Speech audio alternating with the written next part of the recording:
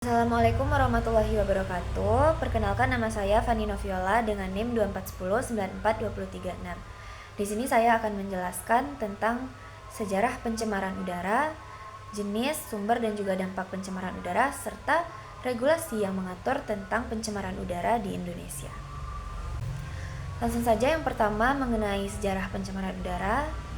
Pada masa praindustri atau masa kuno, di mana catatan paling awal itu ditemukan pada tulisan Hippocrates tahun 400 sebelum Masehi yang menyinggung tentang dampak udara buruk terhadap kesehatan manusia. Pembakaran kayu dan batu bara dalam jumlah kecil itu sudah mulai menghasilkan polusi. Karena pada saat itu jumlah populasi manusia itu masih kecil sehingga dampaknya pun belum meluas. Selanjutnya pada masa revolusi industri di abad ke-18 hingga ke awal 20. Pada masa ini batu bara digunakan secara masif untuk menggerakkan mesin pabrik, kereta api dan juga pemanas rumah tangga. Sehingga kota-kota industri itu sering diselimuti oleh asap tebal dan juga smog, yang mana hal ini termasuk kepada pencemaran udara. Lalu masuk pada abad ke-20 itu terjadi krisis besar polusi udara. Salah satu peristiwa yang paling terkenal pada masa ini yaitu Great London Smoke pada tahun 1952, yaitu ketika kabut asap pekat itu akibat pembakaran batu bara tadi terperangkap oleh kondisi cuaca inversi, sehingga dalam beberapa hari saja ribuan orang meninggal akibat gangguan pernapasan akut. Hingga pada masa sekarang ini, yaitu pada abad ke-21, pencemaran udara tidak lagi dianggap sekadar masalah lokal ataupun regional, melainkan sudah menjadi isu kesehatan global, di mana emisi dari transportasi dan juga industri itu semakin meningkat. Akibatnya, kabut asap dan juga perubahan iklim itu menjadi tantangan global. Selanjutnya ada jenis pencemaran udara, di mana terbagi dua. Yang pertama ada pencemaran udara primer dan juga pencemaran udara sekunder. Pencemaran udara primer itu berasal dari zat pencemar yang langsung dilepaskan ke udara dari sumbernya. Contohnya karbon monoksida dari kendaraan ataupun sulfur dioksida dari industri.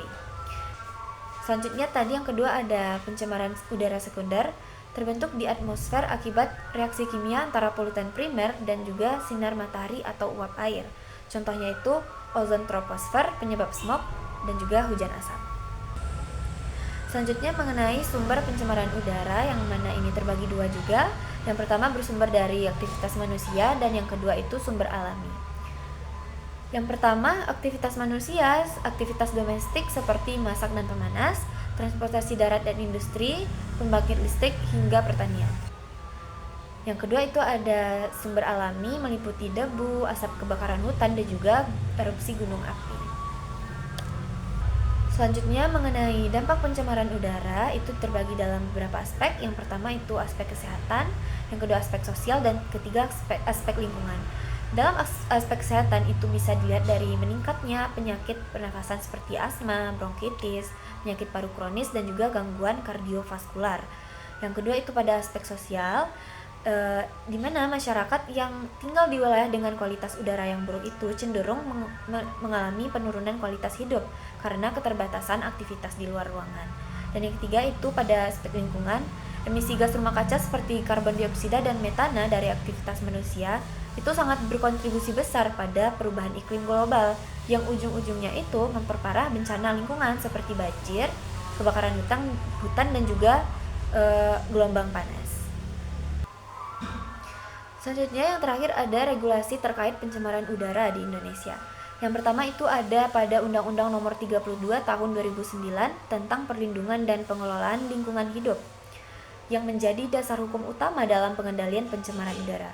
Undang-undang ini mengatur hak masyarakat atas lingkungan hidup yang baik dan sehat, dan juga kewajiban pemerintah dalam pencegahan pencemaran.